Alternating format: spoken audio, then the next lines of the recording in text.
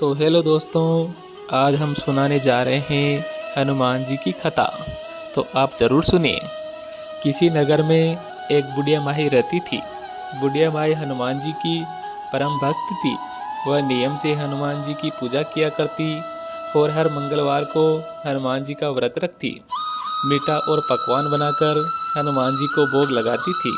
वह न तो मंगलवार को मिट्टी खोदती और न ही घर लीपती।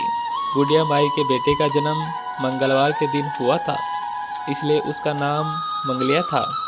एक दिन हनुमान जी बुढ़िया माई की परीक्षा लेने के लिए मंगलवार के दिन एक साधु का वेश रखकर बुढ़िया माई के घर आए और बोले कि है कोई हनुमान जी का भक्त जो मेरी इच्छा पूरी कर दे।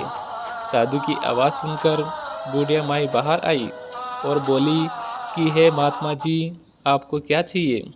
साधु रूपी महात्मा बोले, मैं भूखा हूँ, भोजन बनाऊंगा, तुम अपना चूल्हा और आंगन लीप कर मुझे दे दो। बुढ़िया माई ने हाथ जोड़े और बोली, महाराज, मिट्टी खोदने और आंगन लीपने के अलावा आप जो भी आज्ञा देंगे मैं अवश्य मानूंगी। साधु रूपी हनुमान जी बोले कि आप पहले मुझे वचन दो कि जो मैं कहूँगा तुम वो करोगी।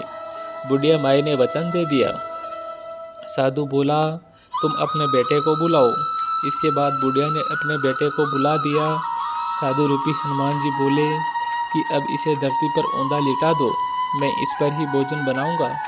ऐसा सुनकर बुढ़िया माई के पैरों तले जमीन खिसक गई, परंतु वो साधु को वचन दे चुकी थी, इसलिए उन्होंने मंगलिया को साधु के हवाले कर दिया। परंतु हनुमान जी की परीक्षा अभी पूरी नहीं हुई थी। उन्होंने बुढ़िया से कहा कि अब इसकी पीठ पर मुझे आग जलाकर दो, जिस पर मैं भोजन बनाऊंगा। बुढ़िया माई अत्यंत दुखी हो गई और आग जलाकर रोती हुई अंदर चली गई। भोजन जब तैयार हो गया तब साधु रूपी हनुमान जी बुढ़िया माई से बोले कि भोजन बन गया है, अब तुम अपने बेटे को बुला लो ताकि वह भी भोजन कर सके। बुढ़िया माई बोली, हे महाराज, आप मेरे दुखी मन को और मत दुखाइए।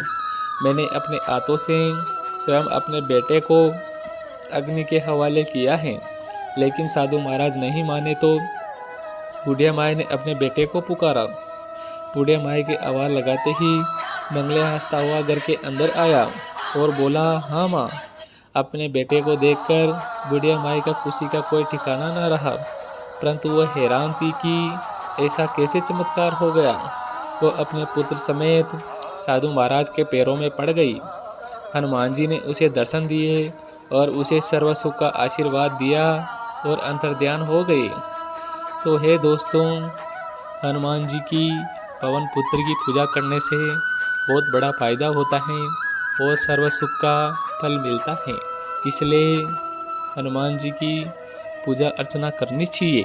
तो दोस्तों, कहानी कैसी लगी कमेंट करके ज़रूर बताएं।